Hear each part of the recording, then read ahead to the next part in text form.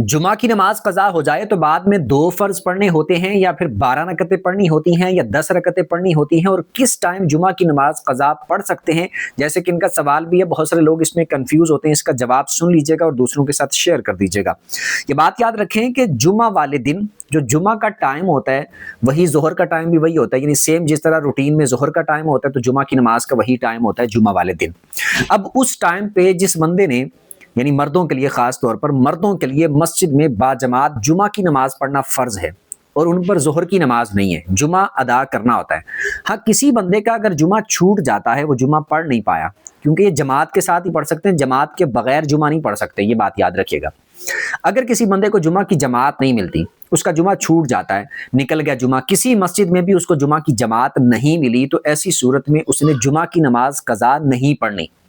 उसने ज़ोहर की नमाज पढ़नी है। यानी कि अगर वो उसी वक्त में, यानी ज़ोहर का टाइम अभी बाकी है, असर की नमाज का टाइम स्टार्ट नहीं हुआ, तो वक्त के अंदर अंदर उसने नमाज पढ़नी है, तो वो ज़ोहर की नमाज पढ़ेगा।